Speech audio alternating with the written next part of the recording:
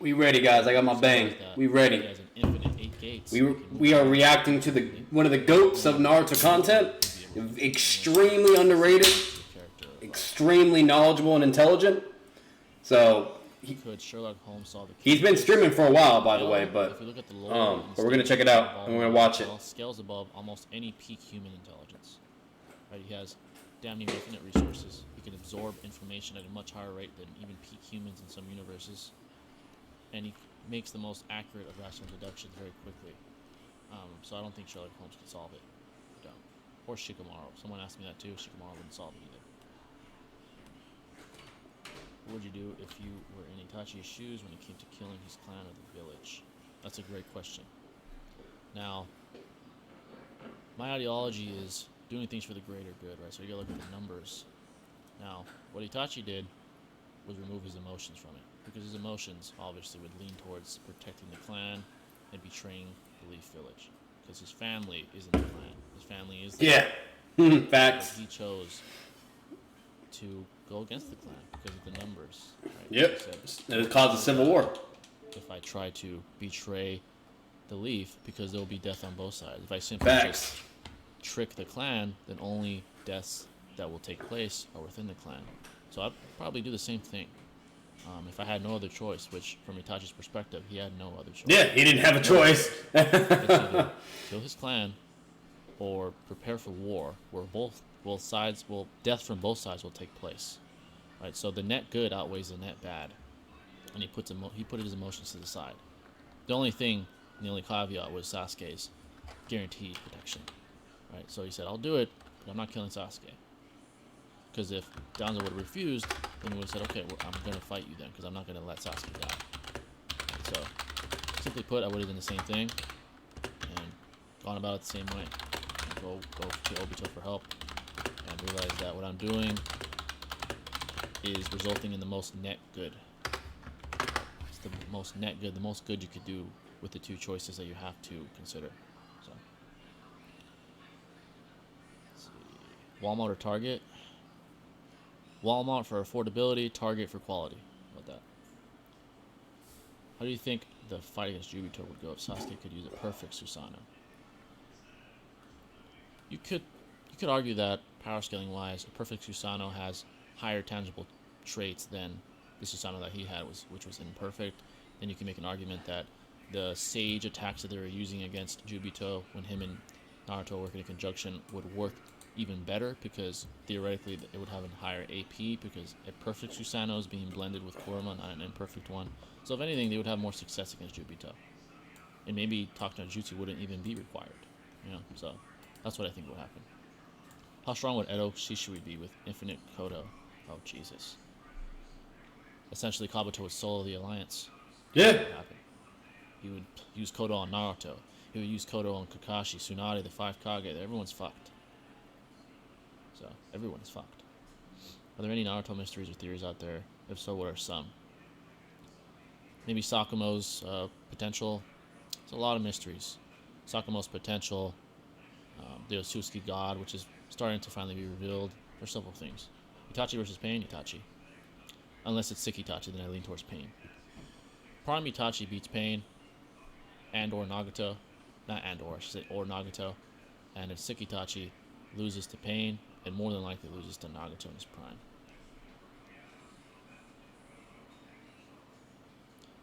Let's see here. Joshua, Prime, or Edo Itachi? Oh, you're asking that guy. Okay. I think it's easier for Itachi to beat Pain than it would for him to beat Minato. Yes, absolutely. What if Shishui killed Danzo? Then there would be no massacre. There would be no... Yeah, there would be nothing. Sasuke hates Itachi. There would be no Itachi joining the Akatsuki. Everything would be fine. If you had an EMS, you could do PS in the real world. What would you do with this power? Perfect Susanoo? Shit.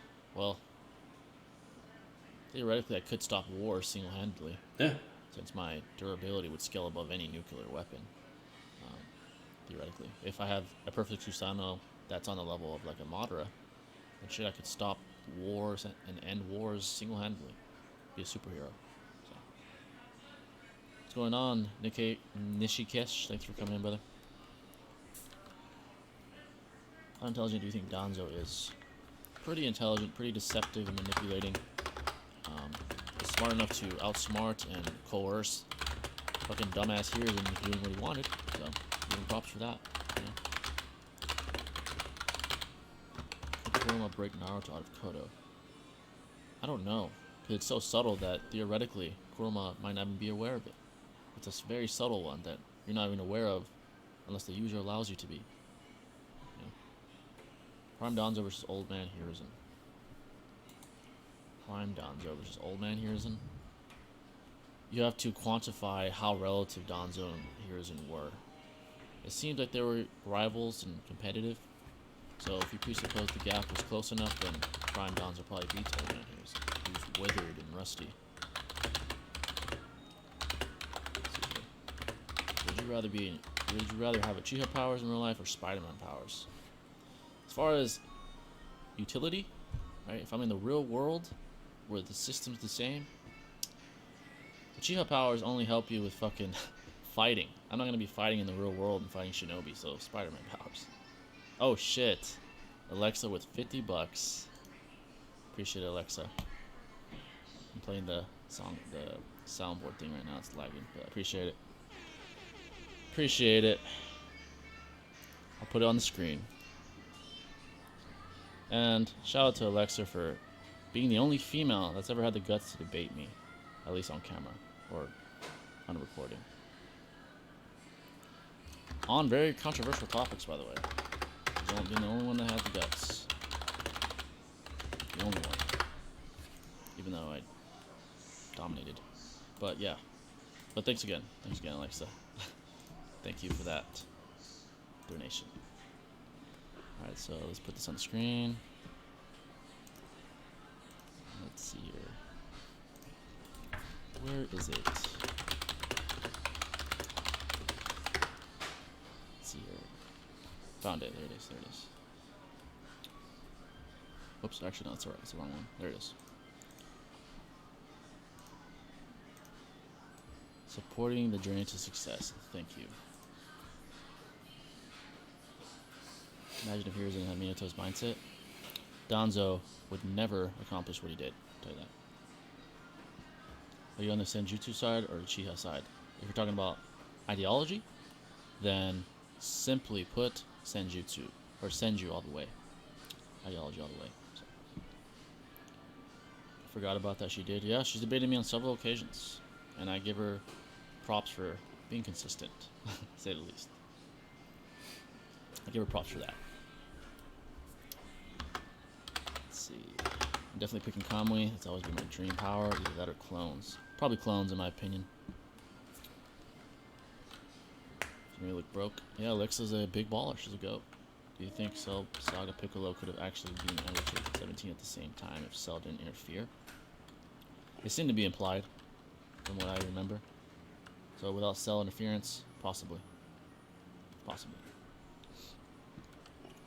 Alright, folks, let's see if there's any real-life questions left here. Maybe a part 2 debate in the works. If she wants to. It's up to her.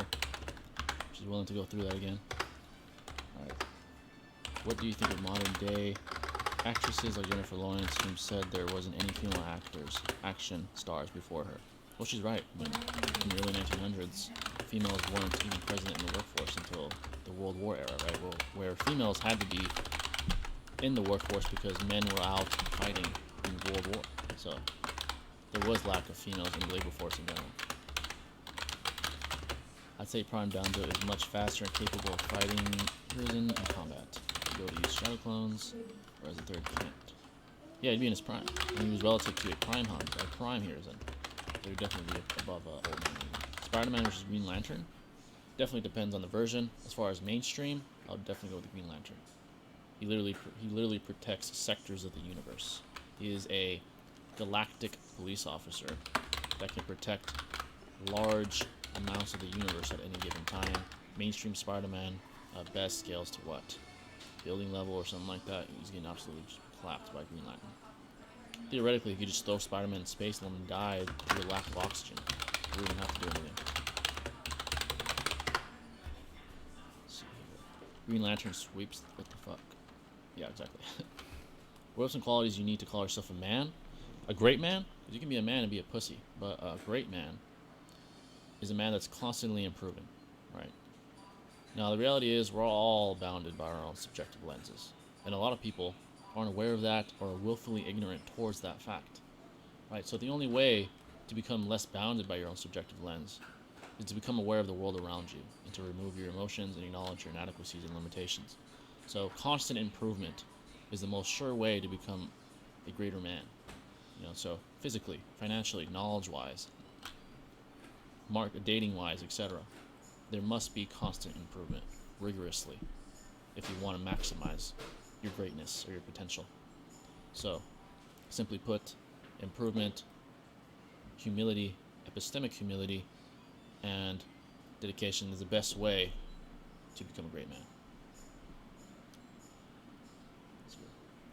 I reacted to your debate on Banner vs. Iron Man. Oh, did you? Now that was an interesting one where I folded that loser. And fuck him, by the way. Don't fuck him personally. So freaking good, you bullied that man. Yeah, I don't regret it now. I know it said we're friends, but fuck that motherfucker.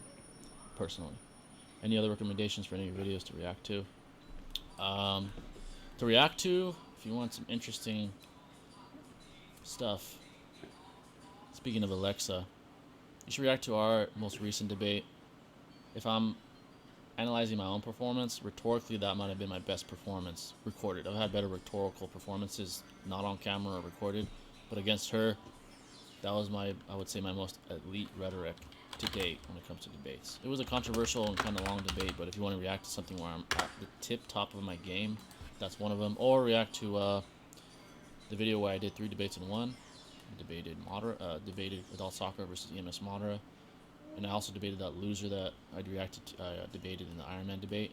We debated equal pay and universal income. So those are the 2 best of my streams, or excuse me, my debates that I would recommend people to watch. Avatar Aang versus Aruka Sensei. Well, it depends on your interpretation of what an avatar is. You know, if you interpret it in the most highball of way, then Avatar Aang completely fucking obliterates Aruka Sensei. Now, if you just scale what you see empirically and, you know, observationally, then in the Avatar state, it's hard to pinpoint what his AP would be and where he would scale. You better be quiet, Shy. I don't scale him any higher than city level.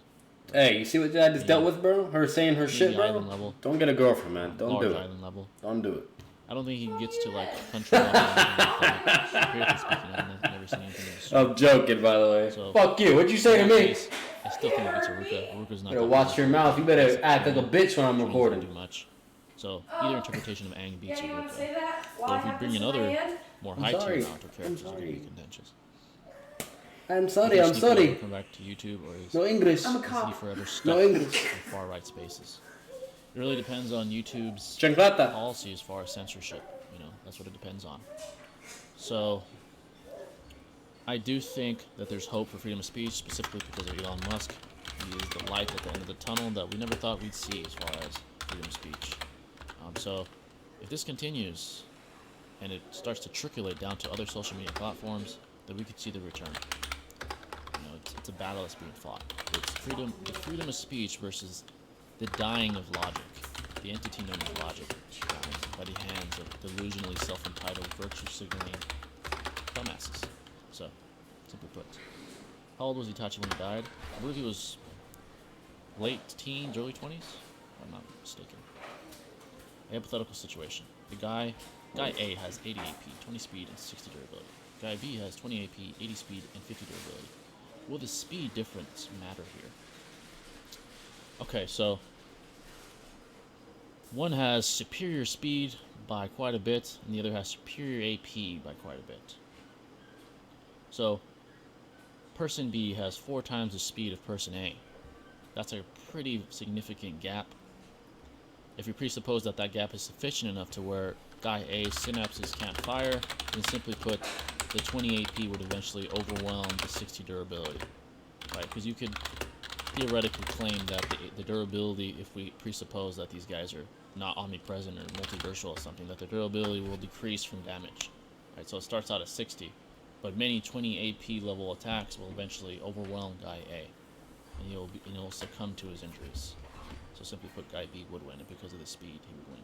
If we presuppose that the speed is so vast and that a 4-time multiplier implies that Guy A can't even react. He can't even hit back, he can't fight back. So, yeah. Cosmic Spider-Man versus Green Lantern Generic in Green Lantern's most powerful form. Generic Green Lantern against Cosmic Spider-Man, even having a whiff of a universal threat like Galactus, Green Lantern probably succumbs to him, especially if the speed is vast enough, which it probably is, especially having, the powers of Galactus to some arbitrary degree. Now, the most powerful form of Green Lantern, I know there's different color rings, but if we're talking about specific iterations, like Kyle Rayner, who becomes a White Lantern, he would fuck up, I think, Cosmic Spider-Man, because he can even cheat death and stuff like that. So probably Green Lantern in the most powerful form. I'd be amazed if Google ever sold to Elon Musk. The tough part for Elon... Oh, shit! You have a competition here between Batman and Lex. I appreciate that, brother. I appreciate that greatly, man. Much love to you. I'm going to use the soundboard again. I've been trying to fix and calibrate my soundboard, but it's still a lagging effect. But either way, here you go. Appreciate that, brother. Appreciate that. I put that on the screen, man. That's some goat shit right there. That is goated shit right there. Alright, folks, while I do that, continue to ask questions. Many great questions have been asked today. Give me a second here. One more for the GOAT. Appreciate that, brother. There it is.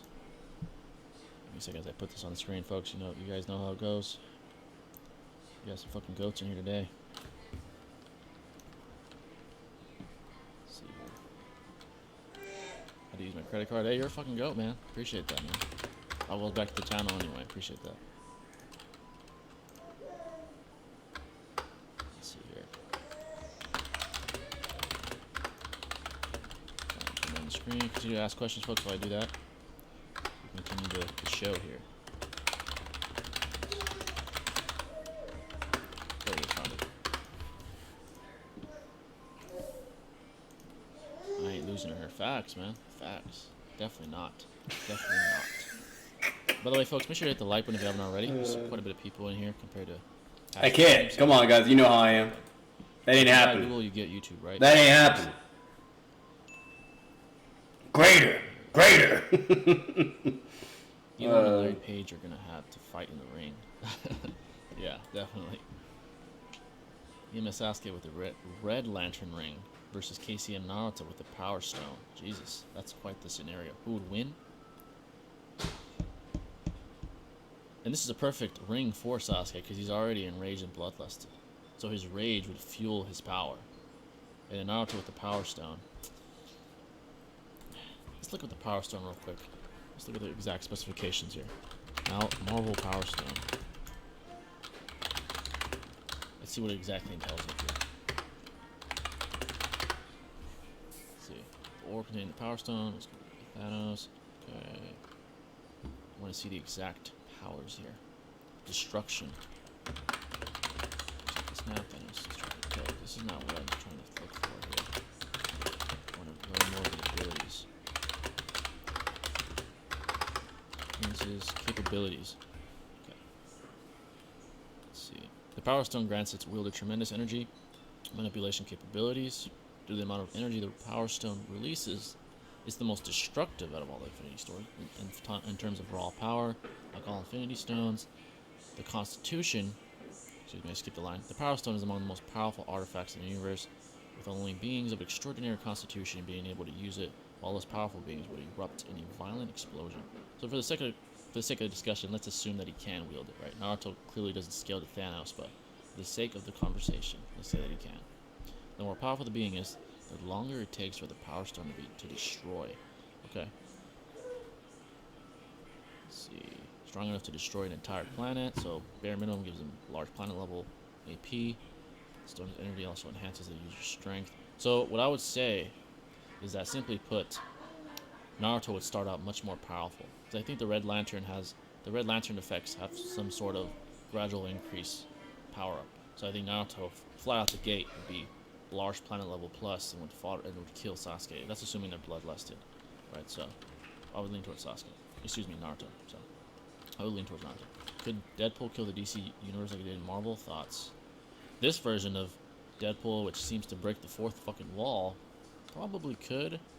Probably could. I mean, he took out some tremendously powerful individuals and literally was transcending reality. He literally, at the end of the comic, if I'm not mistaken, said, "I'm going to kill you next," and was referencing us outside of the fiction reality.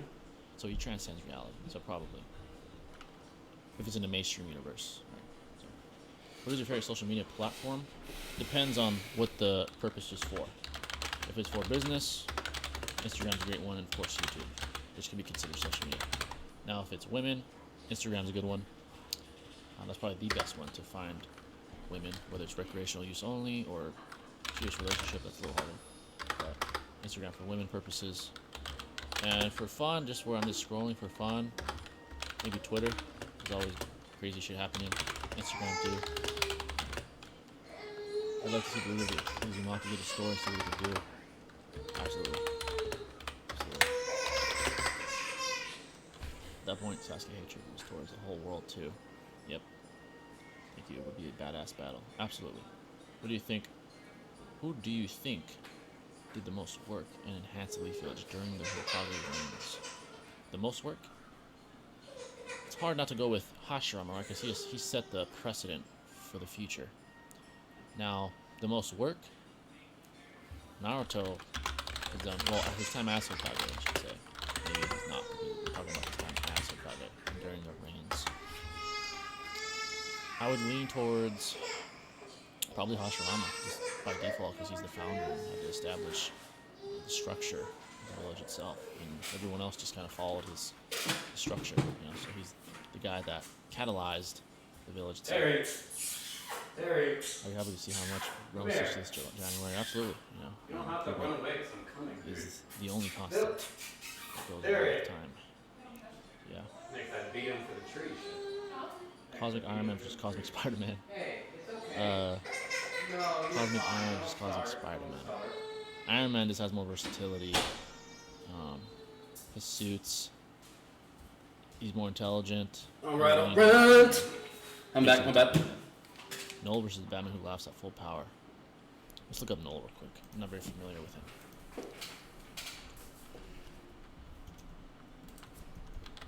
Let's see. Oh, that's right. Creator of the symbiotes. Of course. What does he scale? Multiversal. Jesus Christ. But shit, we saw what the Batman Who Laughs did with his intelligence. He was able to threaten multiple universes by gaining loyalty from several iterations of Batman throughout the multiverse. I actually lean towards the Batman Who Laughs just because of the sheer versatility and danger that he presents at any given time. Probably the Batman Who Laughs, honestly. What if Kakashi made it to Final Valley and end of Part 1 on time? Great question. If that were the case, simply put, Batman Who Laughs is goated, baby. I don't think he has the durability to sustain attacks like he did outside of the hospital when Naruto and Sasuke tried to clash Chidori and Rasengan's. It would not go the same way this time. But if he shows up at the very beginning, before the fight even starts, then he would simply talk them down and not even allow it to happen. He might just by force try to bring Sasuke back if he had to, and the events would greatly be altered. They would be greatly altered. I actually think he would bring Sasuke back. Kakashi's the only guy that I see have some sort of effect on Sasuke early on, right? Especially, you want to see a good example, when he tied up Sasuke after stopping Sasuke and Naruto from killing each other, right? And he had that conversation with him. He made himself relatable to Sasuke. And even Sasuke was kind of shaking and said, wow, this guy's been through some shit too, right? He said, too late, right? Because Sasuke said, how would you feel if everyone you cared about died? He said, it's too late, it already happened. And, you know, he's really, really relatable. I think he would talk him down. And I think he would stop what's happening. I do. Maybe not stop Sasuke's obsession with killing with killing Itachi, but he would stop his decision to go with Orochimaru. I do think he would. I think he'd have a better chance than Naruto. Sasuke doesn't respect Naruto to that degree. Definitely not at that point in time. What about Tobirama? I don't like him, but he did improve the village a lot.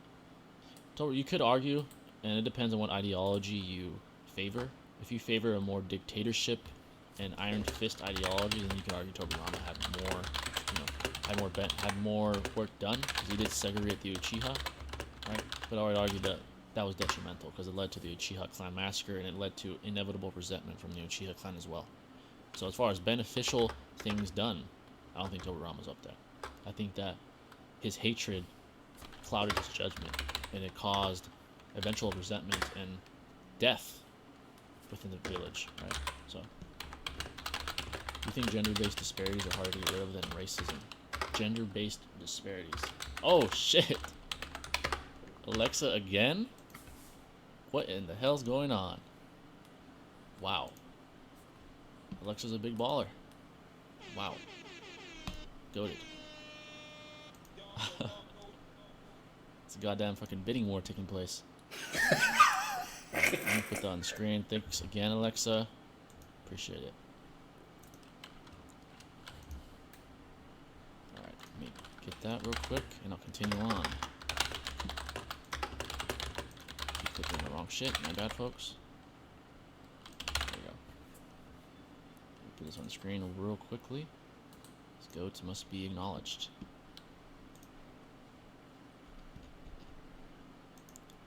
And Alexa, if you're listening, by the way, a couple people think we should debate again. So, it's up to you. I'll let you decide. Because I'm certainly up for a debate. It's up to you if you're willing to endure that again. I'm not calling you out, I'm just saying if you want to. So. Alright, give me a second, folks, while I put this on the screen here.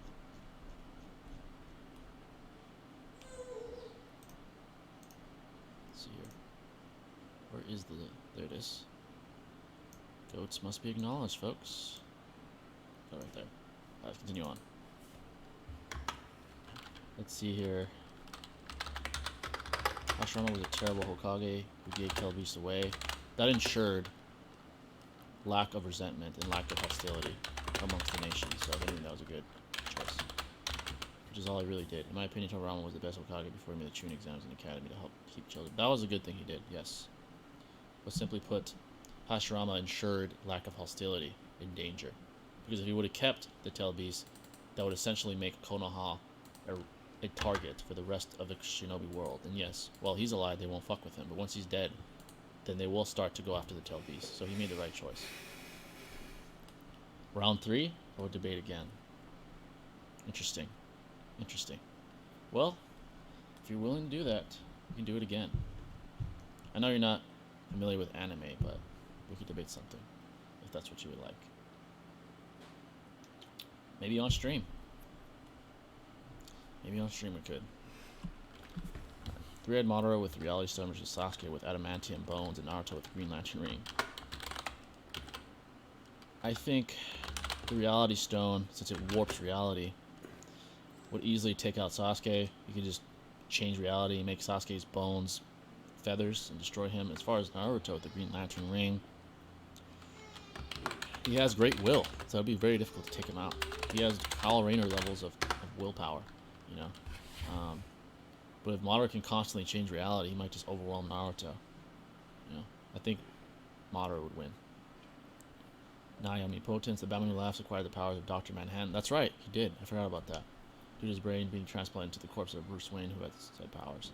Yeah, he's fucking broken, man. One of the most broken individuals in not just comic book history, but fictional-based reality history. Period.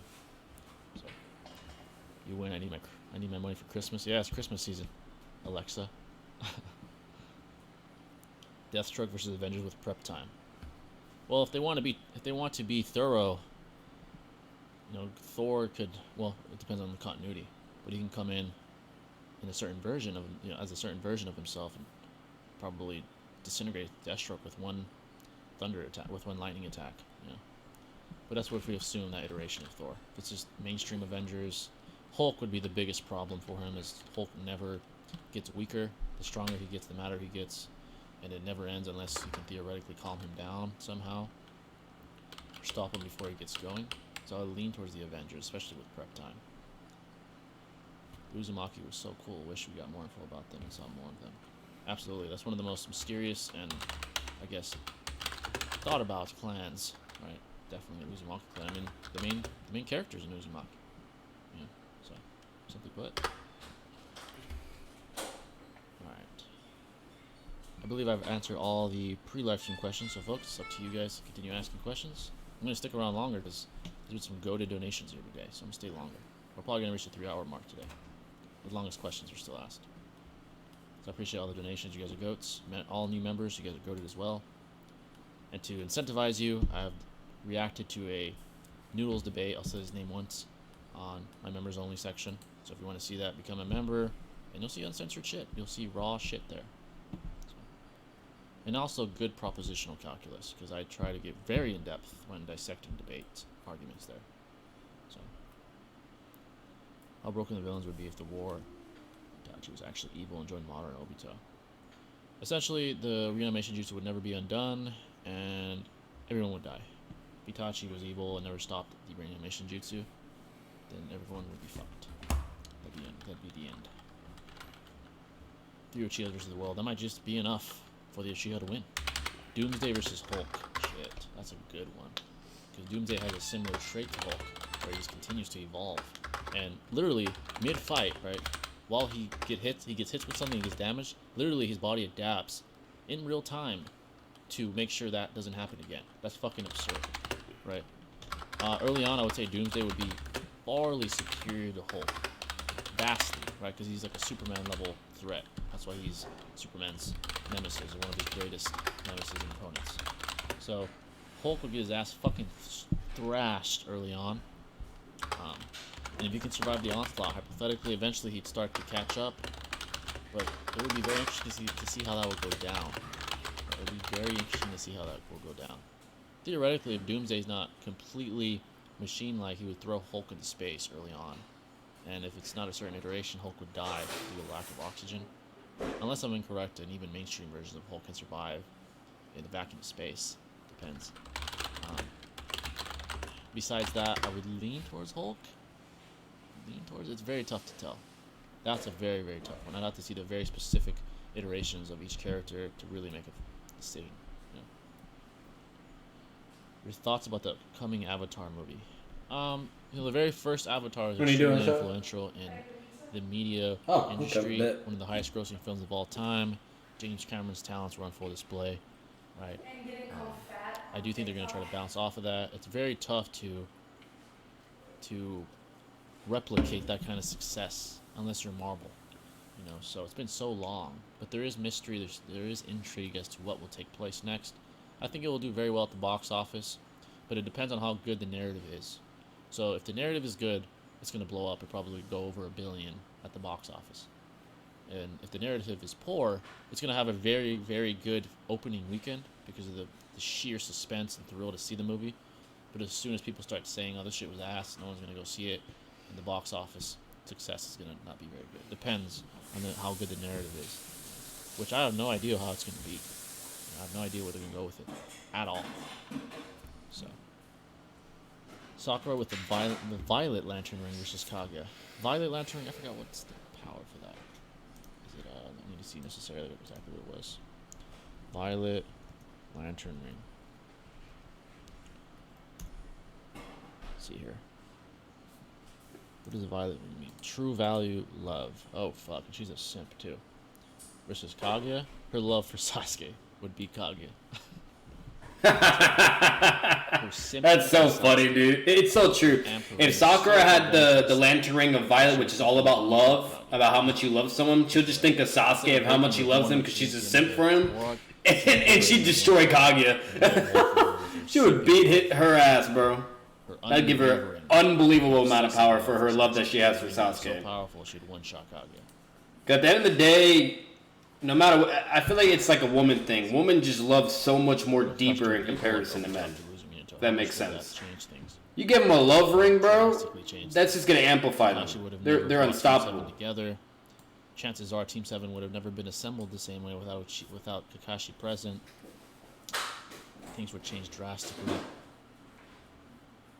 Now the question is, what would Kakashi do after turning evil? What would he do? Let's say he builds resentment. Would he just simply be a shadow shinobi that just does evil things, like Zabuza maybe? I don't know.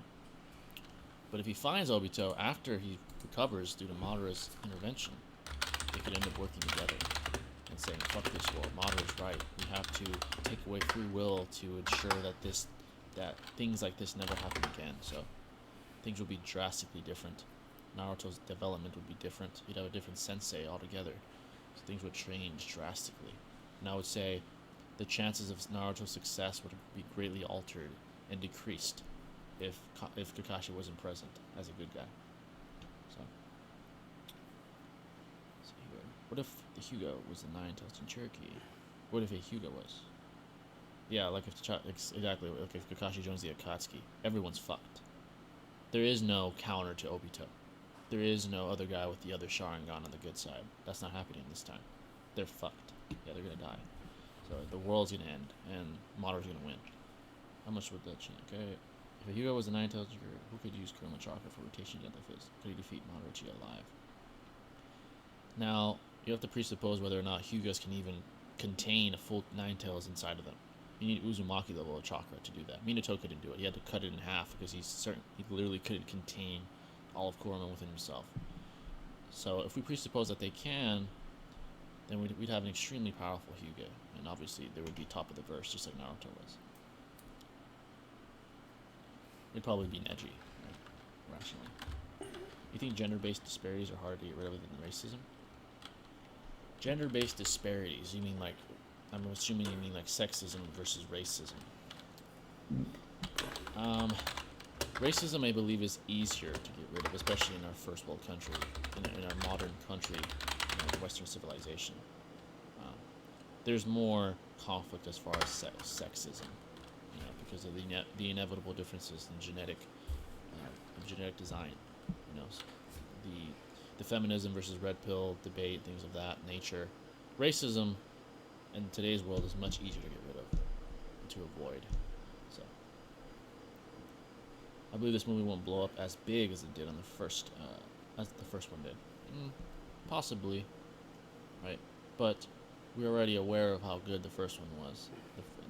When Avatar 1 came out, all we knew was a possible premise, and we had no emotional appeal to it yet. So it's possible though. What if Obito attacked the Leaf Village when Hiruzen was Hokage before Minato? Well, if we don't assume that he's retconned, like it was after part 1, then he would fucking foderize Obito, because Hiruzen was the strongest Hokage of all time. So he would absolutely foderize and decimate Obito, and it wouldn't really be an issue.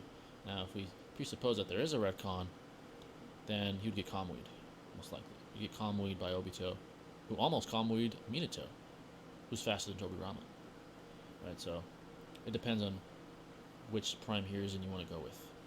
A strongest of all time Hokage foderizes Obito. One that is the retcon one wouldn't beat Obito. It'd probably be Kamui'd away. So Cyborg versus Iron Man. Cyborg is capable of some great things, especially when the mother box is taken into account. You can do some pretty great things, but Iron Man is a prodigy when it comes to technological advancement. So if we presuppose prep time, Iron Man could theoretically find a way to, like Batman did, implement a virus on Cyborg, and that would give him the victory. Now, if it's without prep time, Cyborg probably would have more success, maybe cause Iron Man's suits to get a virus, and you beat him down that way. So with prep time, Iron Man. Without prep time, I lean towards Cyborg because of his capabilities with his technological advancements that he has embedded on his body. So, where does EMS Itachi stand in the Naruto verse? Where the war Itachi was said to be about EMS Sasuke? Shit, he would scale very high. Now the question is, would he be a Madara level threat? I don't know. You can't quantify that. I would say no, because of the sole fact that Madara was the reincarnation of Indra, and Itachi is not. So that could be a rational argument as to why he would never get that high, even with EMS included.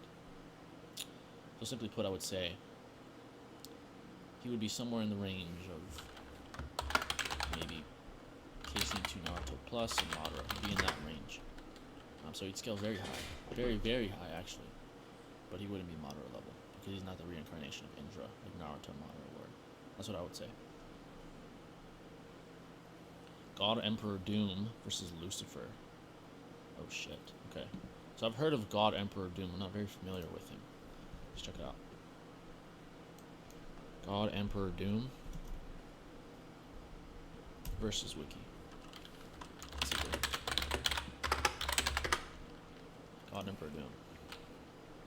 Wow. Okay, let's see where he scales here. Potency. Low outer versal? Gain the power of the beyond. Jesus Christ. That's a strong motherfucker right there. Okay. Striking strength. Low outer versal. Wow. Okay, so now let's do Lucifer. DC versus Wiki. Let's see here. Lucifer, Morning Star. Let's go with the most powerful reiteration. Let's see here. Unknown, outer-versal. Time and space are extensions of the mind and will, which he embodies as his divine wills that shapes creation. Is more powerful than the dream of the endless, capable of moving in and comprehending the nature of boundless void, which is beyond all definitions of space and time in its entirety. Wow. Escaped his function and went outside of the presence plan, destroyed Logos with a touch. Logos is the first word which sunk all of existence into being. Shit. I lean towards Lucifer. He seems to transcend reality altogether and the idea of tangible existence altogether. So I would lean towards Lucifer. Hopping off, thanks. Appreciate it, brother. Thanks for coming in, Levi. Appreciate that, brother. Thanks for coming in. Dr. Doom versus Lex Luthor. Generic Dr. Doom? I think Lex Luthor's intelligence surpasses that of Dr. Doom in my estimation. So I say Lex Luthor with prep time would figure out a way to combat Dr. Doom. Seidemo Kabuto versus Primitachi are both going all out. Primitachi.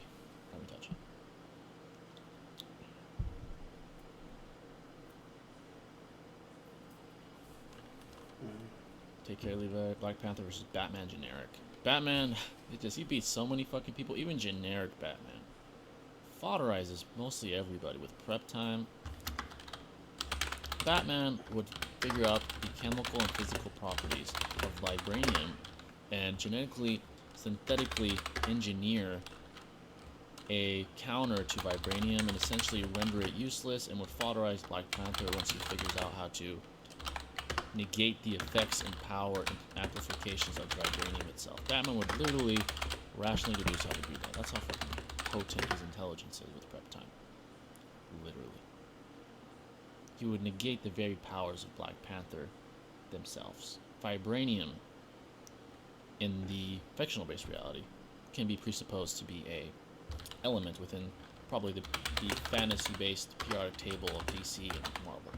Batman would study that extensively and figure out the weaknesses of vibranium, and he would synthetically replicate and engineer an anti-vibranium machine that would fucking fodderize Black Panther and destroy him. So, hopping off, really enjoy the stream. I appreciate that, brother. Thanks for coming in, Joshua. Was Sakuma Hatake above the sign? Like all three at once, or just one-on-one? Now, it depends on how you interpret Minato's statement. What he simply said was the sign pale in comparison to Sakuma Hatake. Now, there's two interpretations. He means any one of them individually pale in comparison to him, right? Or all three of them conjunctively pale in comparison to Sakuma. Now, I tend to go with, from my subjective lens, it's almost impossible to really choose, but I tend to say he meant any individually. I don't think he meant all three of them. Again, I could be wrong. I could be vastly incorrect. But at best, yeah, he does beat all three of them. At worst, he fodderizes any one of them one-on-one and would give all three of them a tough time. But I would go with the former rather than the latter. So I feel like Batman could still pull it off. Yes, absolutely. Oh, without prep time? You know what's funny is that him without prep time is still very prepared. Because Batman, what he does is he deduces all the possible threats that are known in existence to his peak human intelligence, and he says, okay, in any given scenario of any given threat, I must be prepared the most I can for any situation that may arise. Right? So Batman's always prepared to some extent. Right? Obviously, it's better if he knows the specific threat that he's going to engage with. That helps greatly. Right? But he's always prepared to some extent. Right? But Vibranium, if he comes in without prep time, that's going to be new to him. Right? Especially if we're taking into account that they're from different universes, and Vibranium, at least to my knowledge, isn't a known element in the DC universe, then that would be very, very shocking to him to see. So, Sakumo versus Hanzo, and let's assume Sakumo scales to all three. Shit. Now, the only argument I could use would be a narrative one. And the narrative argument I would use is Hanzo's name seems to be more well known throughout the Shinobi world than that of Sakumo's. Right, we hear more about Hanzo and his lore, etc., in comparison to Sakumo Hanake's. Right. Obviously, people like Chiyo were aware of him, but this is scaling that I would use. Old Chiyo was confident in blitzing who she thought was Sakumo. Right, an old, withered, rusty Chiyo, right, was confident in blitzing who she thought was the White Fang. But Prime Chiyo stalemated Hanzo. A stronger Chiyo stalemated Hanzo on several occasions. So you can make a rational deduction. Well, if she's confident in blitzing the White Fang, then she's implicitly indicating that she sees herself as superior to Sakumo. Hence, I would scale Hanzo above Sakumo. So there's some narrative arguments, and there's some very, very small amounts of empirical feats that could allow you to somewhat scale Sakumo. So, again, put it into simple terms. Chiyo was confident in blitzing who she thought was the White Fang as an old lady, but stalemated Hanzo on several occasions as a prime version of herself. Hence, Hanzo, Sakumo. Chiyo around here, Sakumo below. So, that's the best scaling you can come up with. Again, it's ambiguous, it's headcanon, but it's pretty valid. So, let's see here. Batman would retreat if necessary too. He's not dumb. Oh yeah, he has no ego involved in this, except maybe with Joker, because Joker's a piece of shit. Yeah. To him, from his perspective. But yeah, you definitely would retreat if you had to. He's certainly not going to get himself killed in the process of fighting. So. I feel you're fair, to be honest, but what I will say, base Naruto could react to old her. Yeah, so you could counter me and say, well, she's basically overestimating her own ability, thinking she could take on the White Fang, when in reality, base Naruto was able to react to her. That's true. So the only argument that I could use that would be hard to counter is the fact that Hanzo's name is more well known throughout the Shinobi world. That's basically all I could say. Because ambiguity is there. Because you're right, Naruto did counter her. He did. So, let's see. Wonder Woman versus Big Barda. I've never heard of Big Barda, but let's look it up. Let's see here. Big Barda versus Wiki. Let's see.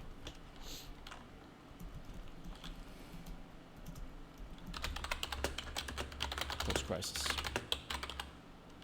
Oh, now she looks familiar. Okay. Just not something I'm very familiar with. Technical and solar system level. Okay. Now let's look at Wonder Woman. Where do they scale her? And why? That's important. Wonder Woman. I believe they've interacted before, and it seemed that Wonder Woman was the superior. But, let's see here. Large planet level. Solar system at peak. Can match higher with God Wave. Okay. Solar system can match Superman hand-to-hand combat. Higher with God Wave. So with God Wave, I would assume she would be Big Barda, and it seems that she's higher on the totem pole. I know Big Barda was, if I'm not mistaken, from what I remember, was one of Darkseid's top generals on his planet. So I would lean towards.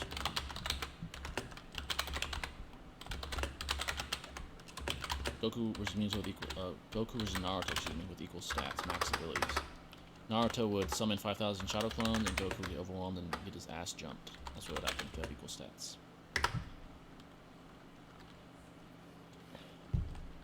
The best you could do is instant transmission out of there. but he'd come back and it'd all be the same. 5,000 clones that are equivalent in power to Naruto would foderize him and beat him down with his equal stats. Oops. As you guys ask more questions, and I know there's more people in here, as you can read on the screen, I'm looking for co-hosts, but of course I'm not going to just simply take anyone that wants to be a co-host. I'm going to have trials, so if you want to know what that entails of and you're interested, join my Discord. I have a poll in one of the announcement sections. Click interested, and in a couple weeks I will send you the specific guidelines on how to try out to become a co-host, so you could be on streams and we could actually do more stuff, right? It's not just me. We could do in-live debates and all kinds of shit. So if you're interested, you can ask me more here, or simply put, join my Discord, find more information there. And the trials will be soon, and I'll select a co-host and to do future collabs with, and I'll also help your channel out, you know, if you get the part. Do you think Hassan Piker is intelligent? I think Hassan has intelligence, yes, but I think he's way too emotional, way too emotionally biased, and he seems to have some sort of complex that implies that he thinks he is superior to everyone, especially the right, especially the right. And he's not willing to engage in discourse. I admire Destiny because I've seen him engage with some of the top red pill advocates. He's willing to engage, but Hassan is not. He'll go on H3's podcast and just talk shit about Sneeko or Tate, but he's not willing to engage with them in discussion. Or other guys, Fresh and Fit. Destiny is, and I really respect that. I really respect that he's open-minded and he's willing to converse and marshal his arguments against a different ideology. Hassan is not. I'm interested, let me know. Yeah, so it's in my Discord. Basically, what the trials will entail of is I'm going to give you around 9 to 10 topics, debate topics. You can choose whatever side you want. That's not going to dictate your chances of being selected. I only care about how well you argument. You can argumentate, right? So your ability to create and marshal arguments is what's going to be analyzed when you present arguments to me when the trials take place. And whoever has the best performance gets selected as the co-host. Simply put. Right, so the best performance. And there's several factors I will be taking into consideration. Your demeanor, right? Your rhetoric, your knowledge, etc. In Discord on the announcements section, click interested, and I'll know that you're interested. And then, yeah. If humans implemented advanced cybernetics in everyday society, would sports be fruitless with athletes getting cybernetic improvements?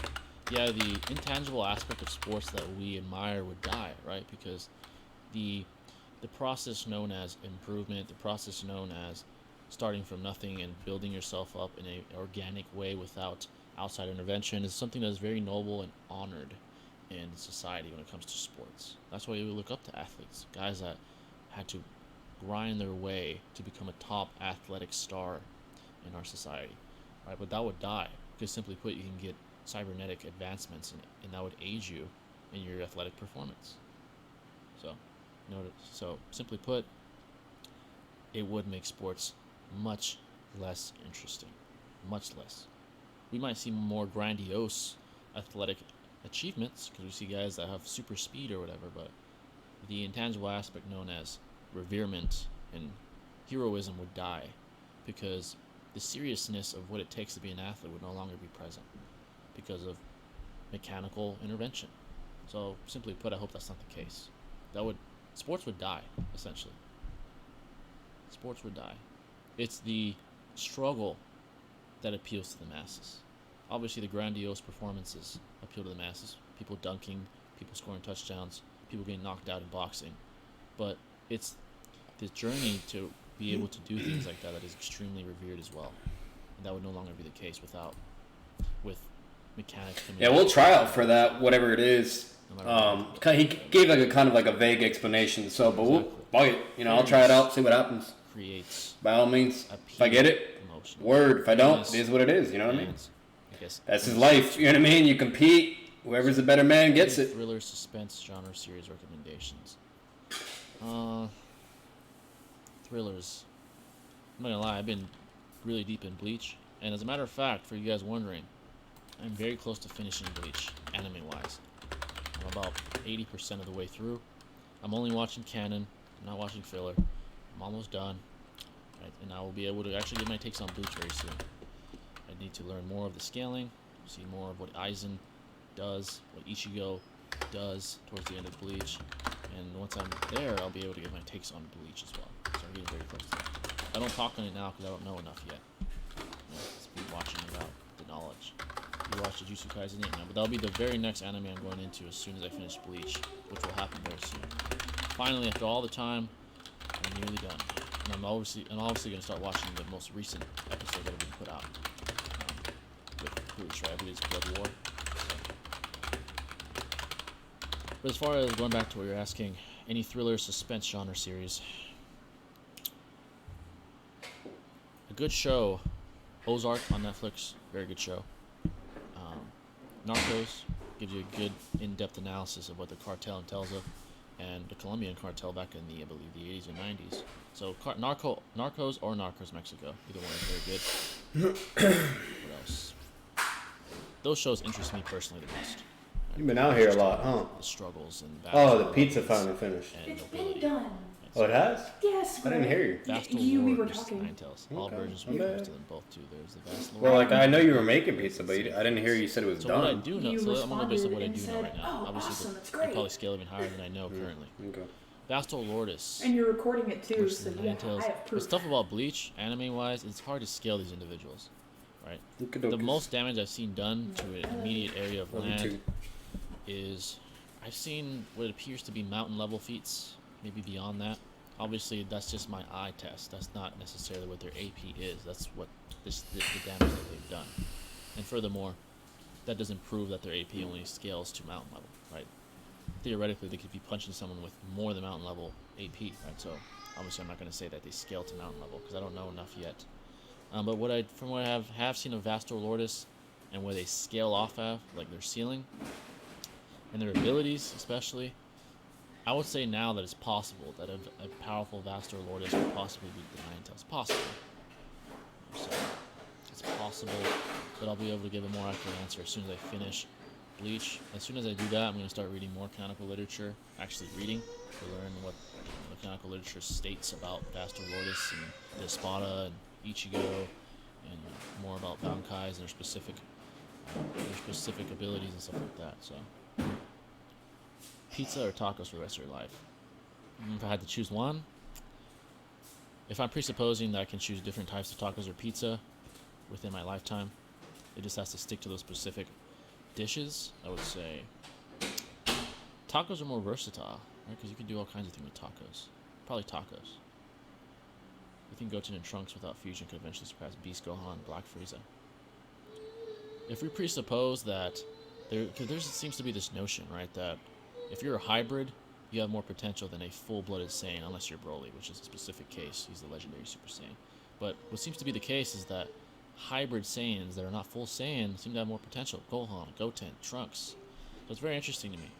So you can make the argument that because Goten and Trunks are hybrids, right, and they're still blue, and they have the potential to train more than Gohan ever did, that eventually they could surpass those guys. That could be theoretically possible. And I think it is possible. Now, do I think the writers will head in that direction? If they do, not anytime soon. I don't think anytime soon the writers will head in that direction. But I think it is very possible, long down the road, that takes place. I do. Orochimaru should learn from Ash. Ash is still the same age as 25 years of lifetime. Yeah. I saw your Frieza versus Gohan vid. Oh, did you? Is the difference actually that bad between them? Alright, so now that the video's out, I can discuss it. So it depends on what you presuppose, right?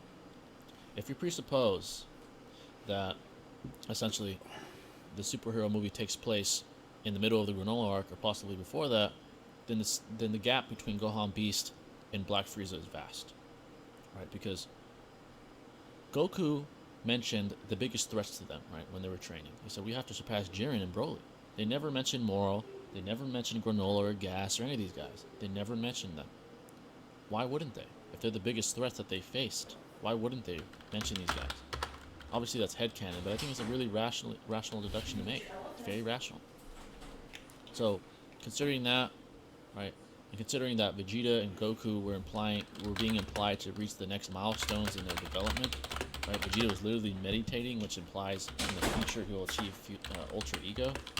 To me, there's no way that Superhero took place after the Granola arc and after Black Frieza. I know that Toriyama stated that it takes place before the end of Z, but he didn't say what specific age, and he didn't say what specific arc. He did not. Now, if I see specific ages and arcs being displayed, then okay, I can't negate what the writer and creator of the story says. Right, so if we presuppose that that Superhero takes place around the Granola arc, give or take, then Black Frieza far surpasses Gohan Beast. Right, far surpasses. Because Gohan Beast implies after defeating Cell Max that without Gamma 2, even with Goku and Vegeta, we still could have lost, implying that he doesn't consider himself far and away superior. Right? He doesn't consider himself far and away superior to Goku and Vegeta. Right, so that means it would certainly be the case that Ultra Instinct Goku, true Ultra Instinct Goku nonetheless, and Ultra Ego Vegeta would certainly be superior to their former selves, and certainly superior to someone that implies that he's relative to those versions of Goku and Vegeta. That's why Black Frieza scales way above Gohan Beast, if you presuppose that. If you presuppose that Superhero takes place after the Granola arc, then clearly Gohan Beast is stronger, because there's literally canonical literature indicating that it's the strongest battle that ever took place. Gohan is the strongest Z warrior on Earth, etc. So yeah. It really depends on the presupposition of the timeline. And hopefully in the next chapter, which I will react to live on Twitch. By the way, follow me on Twitch if you haven't already. I'm going to be reacting to the newest chapter of Boruto and Dragon Ball, because it's finally upon us. It's been 4 months since the last chapter of Super. But finally, we're going to get some new... I can't wait till the anime starts coming in Dragon Ball Super, to be honest. And, so you can catch the live stream of that. So to answer your question, the difference is that bad if you presuppose the timeline is during the Granola arc. Yeah. Darkseid versus Thanos. Whew. Darkseid versus Thanos. Darkseid, most versions of him are easily universal or multi-galaxy level. Yeah. Thanos, he's definitely easily above a solar system threat. It's very contentious. Very contentious. I feel like Darkseid has more hacks. I would lean towards Darkseid, but obviously it depends on the iterations of these two, because there's versions of Thanos that can be on universal. So. Yeah. But for most scenarios, I'd lean towards Darkseid. Darkseid is broken if we take into consideration the strongest version, especially.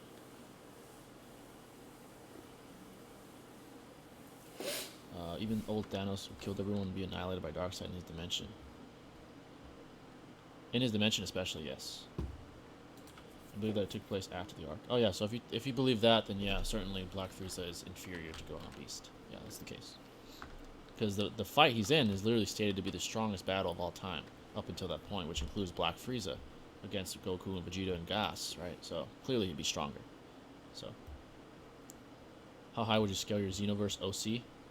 I haven't played Xenoverse in a long time, but last I remember, I got as far as I beat Boo, so clearly I'm above solar system level and multi-galaxy level. How far did I get? I think I stopped playing around there, so my character would scale off around multi-galaxy level, maybe universal, if you give Boo the benefit of the doubt. Gohan and Frieza, two prodigies, have a potential rivalry coming up.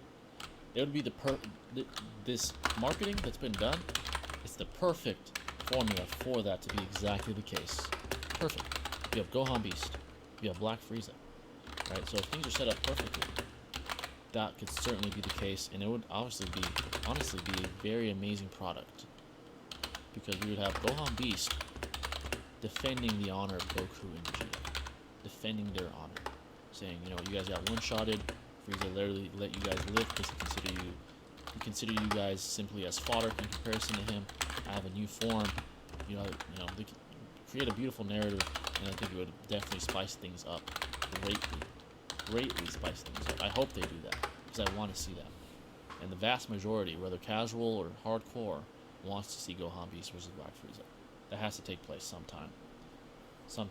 So I do think there's immense potential. The most potential I've seen since a long time since the Tournament of Power. You know, it's been a long time since I've seen this much potential in a possible battle. So, I wish Gohan shines again. I always liked what he got nerfed. Yeah, because essentially, Toriyama early on intended Gohan to take the torch, so to speak, passing the torch from Goku to Gohan, but it seems the fans weren't happy with it. So Toriyama took a step back, right? The heads of the company that runs Dragon Ball probably told him, hey man, the fans don't want this. Gohan has to be nerfed. Retcon, I'm sorry. So that's what happened. Yeah. So that's the sad part. Basically. That's why he hasn't gotten as much shine and moments to shine as Goku and Vegeta. Do you consider Ultra Instinct a form of technique? I feel like it's a combination of both. I think it's a combination of both. The technique itself allows you to achieve this form. You know, without the knowledge of this technique and mastery over this technique, you can never reach this form. Yeah. But I consider it more of A power up. more of a technique, more so than Okay. a form, because the technique's a prerequisite to the form. Kind of like Kaioken. You know, that's why I kind of look at it as. Of all characters in Naruto, who would be the strongest passive pain? 6 total for Naruto to manipulate, meaning they would have path abilities and their own powers to use. Also, who would be the strongest of the paths? So, essentially, who is the strongest? I think the Tendo, right, is who we immediately. No. He's had the most success empirically speaking. Out of all characters in Naruto, who would be the strongest passive pain? 6 total for Naruto to manipulate, meaning they would have the path abilities and their own powers. Probably Tendo. Especially with Power Cosmic versus Sage Mode Kabuto with the orange lantern ring. Oh shit. So, I'm not too, at my knowledge, not my knowledge, but my memory of the rings is kind of hazy. Let's see the orange ring. Orange lantern ring. Let's see here.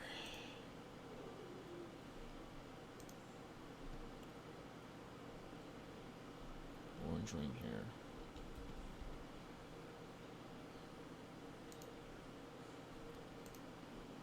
Greed. Oh, that's a perfect fit for Kabuto. Certainly, that's what he represents. He's not wrong. Cosmic versus Kabuto. The power Cosmic. Well, Cosmic implies basically universal in most semantic relationships established. So I will go with Itachi. Kabuto, certainly his ring would be very high as far as power scaling because of his greed alone, right, which would amp his ring, just like how all other rings work. But I think Itachi, the power Cosmic, and his intelligence would result in Kabuto's fall. Doesn't Broly have the most potential in Dragon Ball? And Broly turns to skyrockets. Yeah, and basically the whole premise behind Broly not being this godlike figure just yet is that he never had elite training. Now he does. You can presuppose that he's been training with Goku and Vegeta, but before that he was training with his father, who was a low-class, ignorant Saiyan. Right? He never got elite training. He never even awakened his Super Saiyan form because his dad was never even aware of it. So now, with time and the right training, he's going to become a fucking god. That's what's going to happen.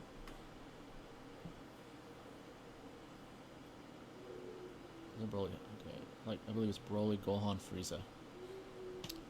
Yeah, I tend to go with that as well. I've ranked potentials before. Broly definitely takes the top spot. Gohan has more showings of, immense increases in power than Frieza does. Right, Frieza has some showings, such as Golden Frieza took 4 months. Right, Black Frieza took 10 years. I think this is like the Gohan longest he's ever battle streamed, to be honest. I'm gonna be being real with you. Goku and Vegeta to soloing Cell Max, who hypothetically could have been stronger than Broly. So yeah, Gohan has more potential than Frieza, and then Frieza would be the last spot in that list. So like for example, Hashirama has a path of pain. Oh, okay, now I see what you're saying. Out of all the characters in Naruto, who would be the strongest path of pain? 6. Wow. Probably Hashirama. I think that's a good reference in the first place to bring up. Madara would be a good one as well. Because essentially, you could theoretically say that because of the body you're manipulating, it's kind of like an Edo in a way. Maybe that's why Tendo was the strongest, because it was Nagato's former friend right before his death. Maybe that's why he was the strongest. So yeah, like Amara or Hashirama would easily be the strongest passive pain, you know, that aren't 6-pass characters. Yeah. My bad explaining. No, that's all good. How do you think Hamura manifested the Tentagon from a lore perspective? He just kind of gets it after residing on the moon and aging a bit. But Sutsuki seem to have very strange properties. So I'm sure the writers could explain that. But from my eye, with the simple just manifestation of this, maybe just inherent constant evolution. Maybe that's how. Maybe he was maturing as a Otsutsuki or part of Otsutsuki individual. There's many rational explanations you could try and come up with. So I believe it's along those lines. Why is scaling beer so hard? Because it's blatant inconsistencies. I've talked about this before. We have the Dragon Ball Battle of Gods movie. Whis explicitly states use 70% of your power to battle a barely awakened Super Saiyan God Goku. Right. And now we have Goku that's vastly stronger later in the Broly movie saying, damn, Broly might be as strong as Beerus. Yet Beerus had to use 70% to fight a newly awakened Super Saiyan God Goku. That's just blatant retcons and inconsistencies. Right, I get it. Toriyama said this before. He wants writing freedom. That's why he's not super adamant on staying consistent with the scaling, because he wants the story to be appealing and polarizing. I understand that, but those are just huge inconsistencies. And it's almost impossible to scale Beerus from a definitive standpoint. It really is. It really, really is. Hashirama's Tendo, Minato as Soul Grab. So, okay, so as Tendo Hashirama, Soul Grab Minato would be the perfect one. As far as the Astral Path with the weapons, kind of individual would be good at that. Maybe like a sand-based ninja, because they're long distance anyway. Like third Kazekage or something like that. As far as the human path, someone that's good at summoning, like an Orochimaru, maybe. They're pretty familiar with that kind of thing. What are the other passive thing? The one that absorbs stuff, that absorbs ninjutsu. Kind of regular non-6-pass character does that.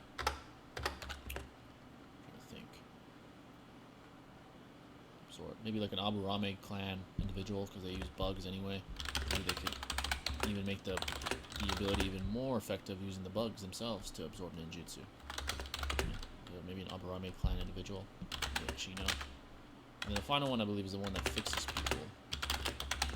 As far as that, like a medical ninja, something like that. So basically finding shinobi that already have these sort of inherent tendencies, right? So like soul grabbing, you need someone fast like Minato. Tendo, you need a powerhouse like Hashirama. So basically that's the case. How strong is Naruto without Kurama? It's $1 million question that's being asked to this day. How strong is he now? How strong is he now nerfed without Kurama's presence or aiding of power? You could safely rationally deduce that his Sage mode is much better now that he's a grown man. He's had decades of experience with it. It's hard to put him at a Otsutsuki level, though. It's damn near impossible. I don't think he even gets remotely close to that. So, he's strong. He's strong. I don't see him beating any Otsutsuki threats. Not anymore. Could be wrong, and the writers could go with a different interpretation. But at best, he's top of the verse when excluding Otsutsuki characters. And, cyborgs and shit like that. That's just the reality. Characters like 6-pack Naruto and stuff. KCM2 Naruto, Sage mode should be the soul grabbing. No one's going to be able to outspeed him. Tendo, then shit, I would use the strongest person that's not a 6-pass character. I'll still use Hashirama, I think. Summonings, maybe EMS Sasuke. Asura Path. Well, you can't use Jubito, he's 6-pass. I'll probably still stick to like a Aburame clan individual. So yeah, along those lines. The one that absorbs ninjutsu, I already said the Aburame clan. That's the other ones. The one that fixes people, I'd use a medical shinobi, maybe Sakura. And there's one more. The one that does the king of hell thing and fixes the I think that's the one I just said. Yeah, so along those lines. From the past abilities that I can remember. I still believe Naruto just above on par with Kinchiki. I don't know. You could make the case. You could say, well, the Kage that aren't, 6-pass characters were able to take on Kinchiki. That's a fair, rational argument. And in that case, maybe he is around that level. He's like low Tsutsuki level, at best. Oh, bro, thanks for the time. Appreciate it, bro. Thanks for coming in, Luis. Appreciate it. Alright, folks, about 10 more minutes. Unless someone donates. Then I'll stay longer. We've already hit the 3-hour mark. We're well above it. About 10 more minutes unless someone donates again. And I'll stay longer. The show shall go on even longer. But thanks again once for all the donations. By the way, hit the sub button if you haven't already. Let's try to get this one to 30 likes. It's been a couple streams since we've hit that milestone. Do the video to 30 likes. And let's get more eyeballs on the streams for more fruitful discussions in future streams. Hit that like button. Go to team build. Yeah. Naruto still is above any Kage, so I believe he is above Kinchiki at least. You could say, because of the sole fact that he's the main character, that he is above the other Kage. And the general trend that the Hokage of the Leaf usually is the strongest Hokage. So, yeah, I would agree. We heard about 6 versus Hot Boy Spicy drama? I haven't. No, let's look that up right now. Who the hell is Hot Boy Spicy? I have no idea who that is. Let's see. Let's just search 6 versus Hot Boy Spicy. I'm unfamiliar with this guy. Oh, shit. 6 confronts Spicy on his bizarre, cringy, and audacious comments aimed at his Naruto video. Another Naruto. Who the hell is that? Okay, let's look up Hot Boy. I don't know who the hell that is.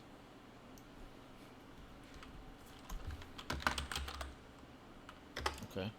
He has a decent amount of subs.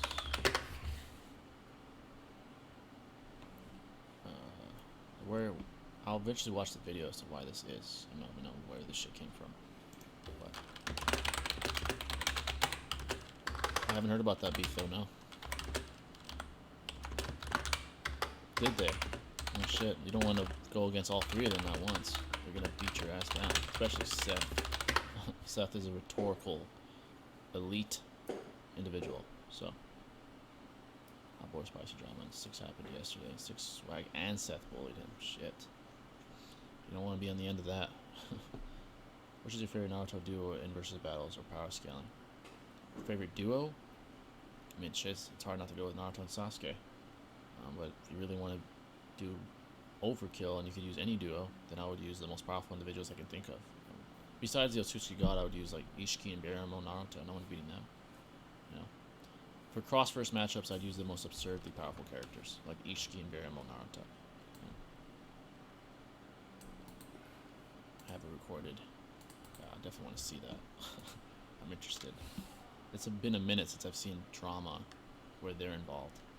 So, 6-pass Sasuke with Necro Sword versus 6-pass Naruto with all lantern rings. All lantern rings? Shit. That white lantern ring alone might be enough to overpower the Necro Sword, but let's look at the exact capabilities of the Necro Sword. Let's see here.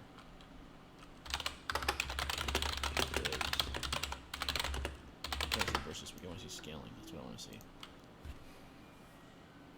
Let's see. Powers and stats. Omnipresent, of course. The God Bomb. Multiversal level. All black. Multiversal level. Whew. I would say I would still lean towards Naruto because of the white lantern alone, and the black ring as well, which can cheat death.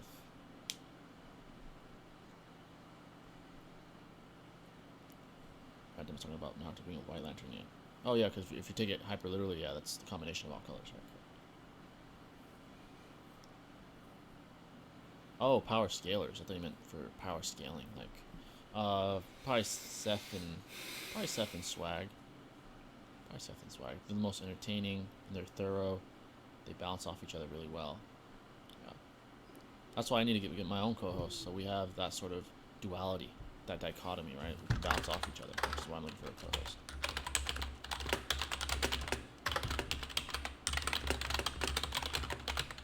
How do you feel Naruto brought back Data Rest, the sword type, and the passive game pulled up the village? Naruto would be fucked. I mean, it still does scale above all these guys in terms of speed, but the destruction of the past would be much more difficult in comparison to fodder. This fodder bodies being used. He probably would be defeated. He probably would be. Start checking out Cloud videos now that you're almost caught up on Bleach. Absolutely. I certainly am. Yep. It's gonna happen as soon as I finish it. Love you to be in a group one day. I've talked to Six a few times. He's a very cool dude. Admittedly, I would like to redeem myself for the loss I took, because I came in unprepared. I came in unprepared, and he got me fair and square. You know, there's no excuses. He was the better man that day. With preparation, it goes much differently. That's all I'll say. I believe he could beat Swag in a debate. Yeah, I've seen him debate. I think I could. I do think I could. The only one where it would be an extreme challenge, where I'd be extremely difficult. I mean, they're all very good.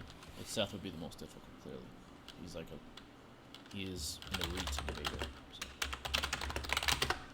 Any possible further debates with Six? No, the negotiations of debates has kind of fizzled out. You know, I just let him know, hey, if you ever want to go at it again, let me know. And I will be prepared this time, and it'll go differently. You know, it'll be competitive, and that's a fact. So, whenever he's ready, you can go at it again. Probably not a debater.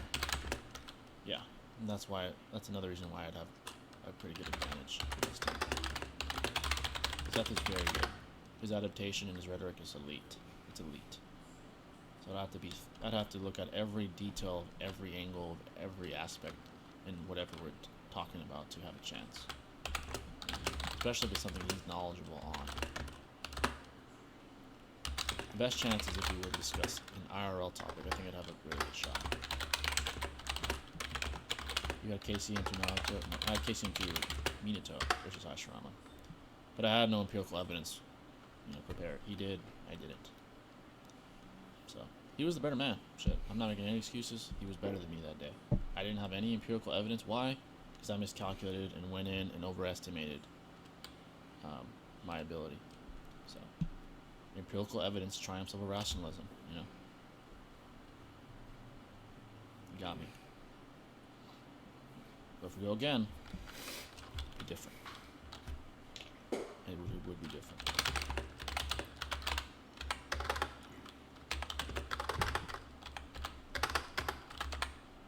That's his win, though. That's his win. There's no taking away from that. He was the better man, point blank period. There's no other ands, ifs, or buts. He was the better man. So that's his W and his W alone. So I'll take it on the chain of command. It stings. I won't shy away from it. I won't make excuses for it. He was the better debater that day. Period. So. And he was classy in victory. He was classy in victory. So I had to be humble in defeat. Simple as that. Batman Who Laughs versus the entire Marvel Universe. He might have a chance of winning, honestly. Yeah. The epitome of Marvel would have to combat him. Like, eternity and all these concepts of omnipresence would have to battle that guy to defeat him, to be honest. Robin King versus Avengers. I'm not really familiar with Robin King. Let's see.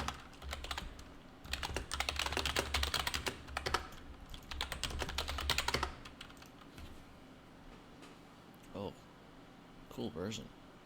That's very cool. Let's see here.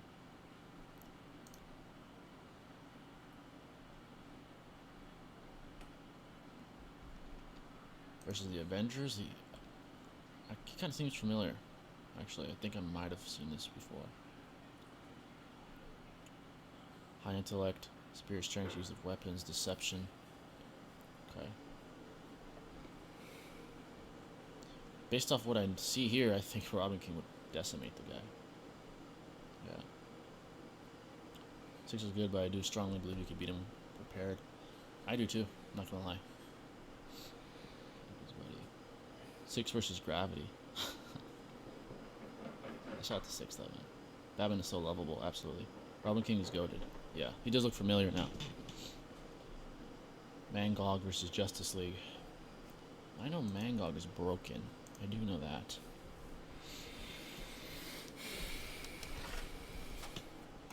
Let's see here. He's pretty fucking broken. I know he's like the combination of all like billions of people that were absorbed or something like that. Let's see here. Low multiversal. So depending on the iteration of Justice League, he probably beats most mainstream ones. So if he's a combination of billions of individuals with different powers and shit. Ginyu Force versus the Pride Troopers. Versus the baby.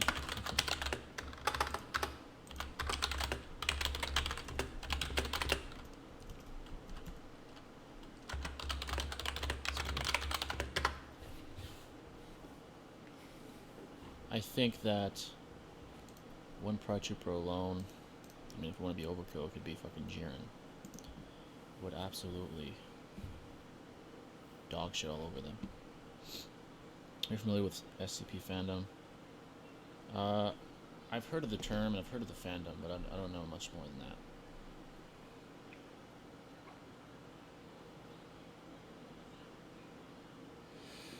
Joker vs. Captain America. Can he break his will?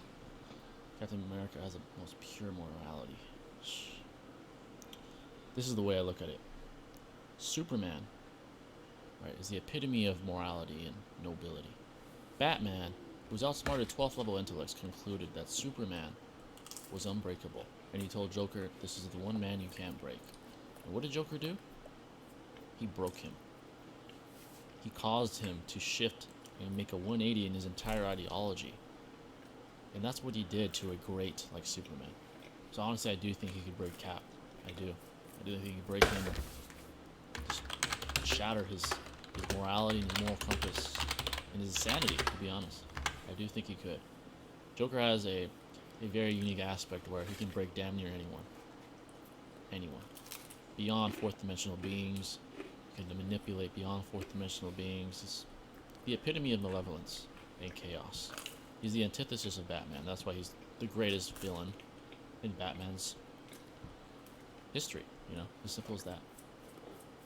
Directed Chuck's Goku's Omni-Man video. Omni-Man. I've heard much of him. Joker is extremely underrated. People don't realize the preposterous feats that this man's accomplished. Literally, breaking Superman. Superman can literally take in an infinite amount of information into his head at instant speeds. But Joker broke him. All the pressure that Superman has to deal with on a daily basis is probably on a universal scale. He could hear all things at once. He could see everything. He's broken, and Joker broke a damn near broken individual. That's insane. So, Homelander versus Brightburn. Let's see. Would you ever debate Kabuki Sage? That wouldn't be a debate. It is me shitting on his common attacks. But that would be fun. I know he's a big name. And he's really cool, to be fair. He's a cool dude. He's not a good debater at all, but he's a cool dude, though. Alright, so Homelander.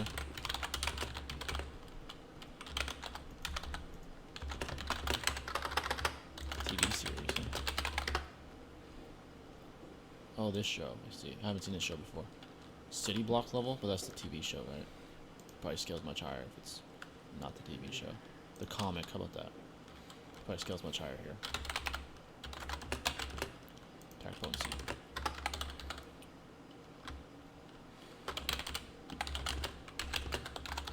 Get from New York to Washington in a short amount of time. Destroy a jet by throwing frustration. Destroyed a plane and crashed into a bridge. Is there anything that implies these absurd amounts of power? From this, he wouldn't beat Brightburn. City Block level? That wouldn't be nearly enough.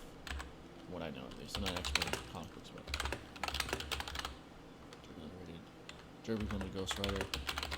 The Joker's so broken. So broken. Kabuki or Noodles, as far as who I would rather debate, Kabuki. How much destruction would he cause? If he became Ghost Rider, he could use his manipulation and chaotic tendencies along with the ability to do what Ghost Rider does. I mean, it'd be damage on easily a planet, planet level scale, way beyond that. Joker with just a tiny bit of power is broken, truly. He's literally the evil Batman, damn near. So Noodles will be Kabuki. Well, as far as who's a better debater, yeah, Noodles. Noodles is a good. Well, the last time I'll speak about him, he's a sophist, a very clever, fallacious debater, very clever at fallacious tactics, and he's a sophist. He's the epitome of a sophist in this community. Red Hood versus Punisher. If Red Hood is remotely the level of Batman, if he's relative, which most people assume, then he would be Punisher. His preparation, his thoroughness, his conciseness, his precision would take the Punisher out. And I meant who would be. Batman with Venom on his suit, how strong do you think he would be? Jesus. If anything, Batman might break Venom's will, the very symbiote itself. The sentient being known as Venom would be broken down by Batman's ideology and his will. And if you want to be extremely technical, he might just break Venom off of him. He's like, fuck you, I run this. Get off. And Batman's insane mental fortitude might cause Venom to just say, fuck this. Literally. So.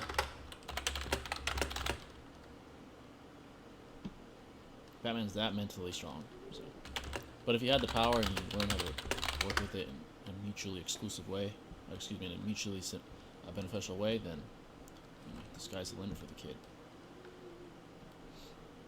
Alright, folks, I know I said this like 10 minutes ago, but about 5 to 7 more minutes. Unless someone donates, I'll stay a little longer. We're getting that damn near the 4-hour mark. It's been quite some time since we've done that. So I'll be here all month long. So.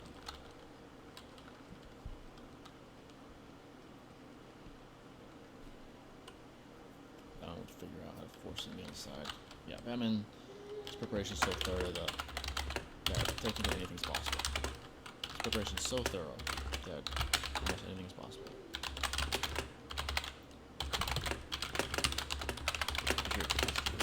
I wore it for my last few reactions. I posted a couple days ago. I was wearing it.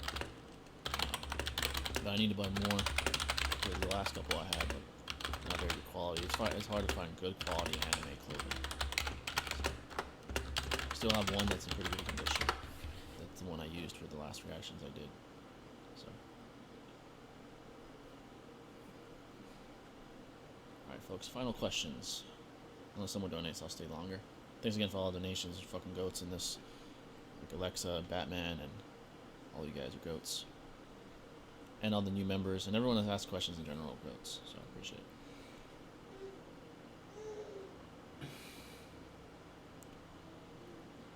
Trying to think Shishu and Itachi would be together as a duo, like Naruto and Sasuke and Boruto scaling if they were still alive. But Kakashi is an example. You can rationally deduce that they would be above Kakashi since that was always the case anyway. So, if you want to highball and take novels as canonical, they'd be fucking insanely strong and probably Otsutsuki level. Probably aiding Sasuke and Naruto in battles against Otsutsuki. If you presuppose the novels are canonical, which is hard, it's contentious now because of certain novel writers saying that they're just spin-offs and they're not canonical. So you can't really use that statement and take that statement as true and holy. So they'd be fucking broken. They'd be broken. Extremely. You probably see them fighting Momoshiki or fighting Kara Inners and stuff like that, to be honest. Naruto characters are a bit fodderized. Most of them. But guys of that caliber wouldn't be. That's probably why Kishimoto killed them off, because he didn't want to deal with that. Boruto. Just deal with Naruto and Sasuke getting amps and Sakura. That's about it.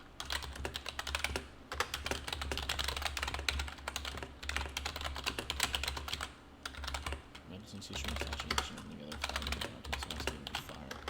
That would be legendary anime moments, yeah. That would amp the masses to a new level.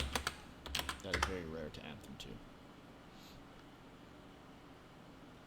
And Boruto's been a couple times where it's like, holy shit, this is fire. Ishiki versus Baryon mode, Fused Momo versus Naruto and Sasuke, and that's really about it. You know, some of the car fights were cool. But do you think Lee will do something major in Boruto eventually or no? No, I don't think so. I think the main priority is the next generation, and even the main characters are starting to be tossed to the side. You know, Naruto and Sasuke are nerfed now, not even near that relevant anymore as far as power scaling. So I doubt Lee would ever be someone that saves the day again, sadly. That just doesn't seem to be the trajectory the writers are going in. It seems that the old generation is becoming more and more fodder. Even the main characters are becoming fodder now. So, like Lee using the 8 gates, they'd have to give an insane amp to Lee for the 8 gates to be even a threat to a cyborg such as Ida or Damon. So Lee, Neji, a couple other guys needed much more respect. Yeah, I agree. It's disappointing. Or Sasuke versus Lee rematch. That would be cool. Maybe a filler where, you know, that power scaling system isn't the one being presupposed. Maybe they could fight just for fun. That would be cool. Alright, folks, about 3 more minutes. Final questions about anything, anime, IRL, becoming a co-host, whatever. I think about 8 gates Lee wouldn't do much in Boruto. He wouldn't. It would be cool if he did. He's not.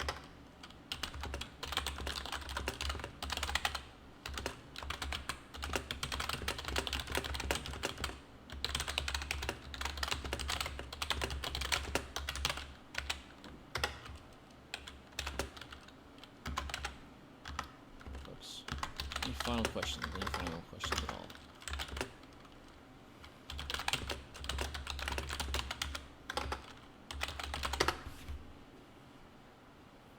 Adult Soccer versus 8 gates guy. Adult Soccer absolutely obliterates. She was able to tank an attack from Jubidara. Not tank, but survive an attack from Jubidara, who survived an attack from 8 gates guy. And then later on, she's able to dodge attacks from Kaguya. And then after that, is able to damage Kaguya. So she would absolutely obliterate 8 gates guy, unfortunately. And I don't like Sakura. And I hate saying that every time, because I don't like her at all. If she scales to Kaguya in any sense, way, or form, 8 gates guy gets completely decimated.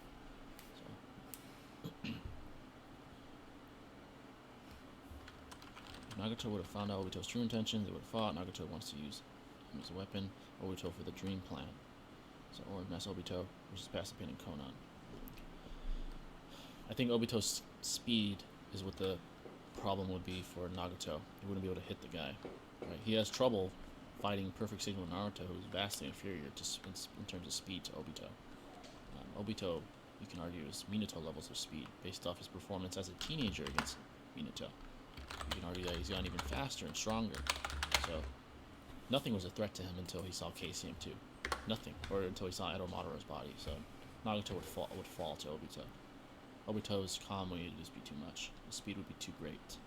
So even Minato admits that Pain is inferior to Obito. He's like, this guy's not the real threat. The guy with the orange mask is the guy you're gonna have to master the 9 tails to defeat. So there's blatant scaling with Obito being superior. So, and he literally calls Pain a subordinate. He literally looks down on him. He's superior to him. And he says, my subordinate failed to beat Naruto. My subordinate kisses my feet because he thinks I'm Madara failed to defeat Sigma Naruto. So now I gotta clean up this mess. That's basically what he was saying. He was being condescending because he's superior. So. The new Kage is also stronger than Hashirama? Yes. If they can fuck with Kiichiki, who's Otsutsuki, who's stronger than Jubito, and Hashirama has inferiority to Jubito, then yeah, they fuck him up. Fair, yeah. Alright, folks, I think that is all. 3 more questions, that's all. 3 more, because it's been lit. 3 more questions, and I shall depart, unless someone donates. Why does nobody give Minato an amp for Sage Mode? He isn't bad, as they say. Well, a rational argument to counter that would be, why didn't he use it against the most heinous of threats? Why didn't he use it against Obito? If it was a game of inches that he admitted was a game of inches, why didn't he use Sage Mode, which would amp his reaction times objectively? The only rational explanation is that he's not very good at Sage Mode, and that it would put him in an actual disadvantage, not an advantage. So, that's why.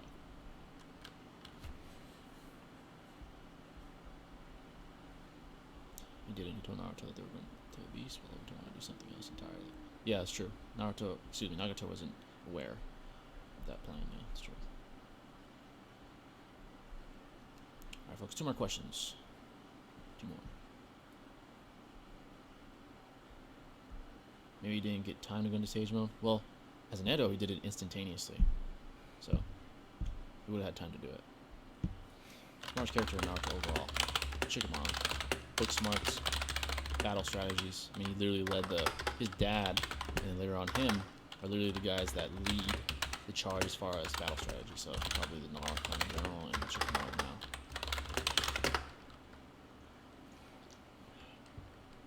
I believe he's still better than Jiraiya.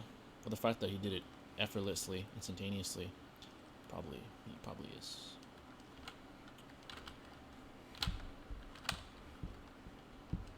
Alright folks, 1 more. And by the way, make sure to hit the like button if you haven't already. We're almost at 20 likes. Let's get it to 20 likes even before the stream ends.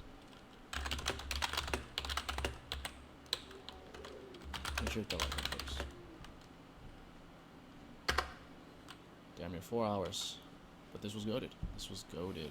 Hopefully the next streams eventually will involve co-hosts. Well, probably not the next week. Probably not the next stream or the one after that, but maybe 3 weeks from now we have a co-host.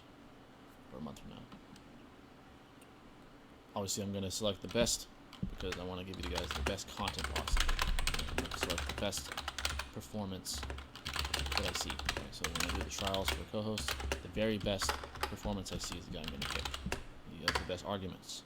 He's the most intelligent. He has the best rhetoric. So, Shishui versus Minato with equal speed. Shishui because of Kodo, I would say. Shishui because of Kodo, because of his hacks. Probably beats Minato, most likely. Minato with Flying Raijin gives him instantaneous teleportation, but Shishui being equal speed will be able to react to that because they have equal speeds. Minato has access to stage mode still. Yeah, but again, he's definitely an imperfect sage because he never uses it in the most dangerous of times. Shishui probably would have Susanoo, arguably. And that would also give him another amp. Some people are under the notion that Susanoo's amp your speed. There's arguments for that. But, yeah, so I would lean towards Shishui. Oh, no Kodo? Equal speed. Minato probably has greater AP. I mean, he did cut a perfect Jinchuriki's tentacle like it was nothing. And was confident enough to chop down Rikage with 1 strike. So, probably Minato. Probably a harder hitter. Probably more experienced in comparison to Shishui, who died pretty early. Alright, folks, I think that's going to wrap it up. This was a hell of a stream. Now we're getting into the groove again. I got sick for a while, so I wasn't consistent, but getting back into it. We're getting back into the groove of things. Hopefully a co-host is present in the next few weeks. And the shows will be even better. We'll have random debate streams. We'll have all kinds of shit. Debates here where you see us going back and forth or whatever. So, okay, last thing. Can you scale Kisame? Alright, this is the last one. He scales above perfect Jinchuriki Killer B since he beat him thoroughly, bodied him. So he's in between the range of, I would say, Killer B and KCM 1 Naruto. He's in between that range, so he scales very high. Very high. Gotta be in the debate streams. Yeah, so with the right co-host, folks, it's gonna happen. So, last announcements before I wrap it up. Hit the like button, hit the sub button. Think about becoming a member. There's already some pretty uncensored and entertaining videos for members only, so think about that. If you want to be a co-host, join my Discord, tag me or whatever, ask me about that. I need more information. In a few weeks, I'll send out guidelines on how to try out for that. That's gonna wrap it up, folks. Thanks for all the donations. You guys are all goats, all the good questions, and I'll catch you in the next video. It's JTHEGREAT signing out. Peace out, folks. Alright, that'll do it for the stream. Just kind of wanted to hang out. Fucking fell asleep, but looking at the timer of the stream, it didn't really matter, and you're watching Jay anyway. Yeah, no problem. Okay, yeah, we were just kind of checking out the stream. It's pretty good to stream. Give him some money for some donations, for Merry Christmas. Why not? He's a good guy, great content, etc. He apparently has like a co-host event going on or something, so I eventually might do that. So I'll hit him up and send him a message and See how that goes. Apparently, it's something to do with like who can ever have the best arguments or debate, you know, shit or whatever, something like that. So we'll see how that goes. Like, I know I'm a good debater, but I'm not like a fucking god tier debater. Like, I'm not, you know, like I would never ever say I'm like on Seth the Program's level or shit like that. You know, so I don't know. We'll see how that goes. But you know, if I get it, wonderful. If I don't, it is what it is. You know, nothing but love. Fair is fair, right? You know, just like the real world. If you ain't the best athlete, you ain't getting to professional. You know, that's that simple. So, but anyways, now that we watched that, that was pretty goated. We're gonna get some Boruto coming along now. So let's get some Boruto.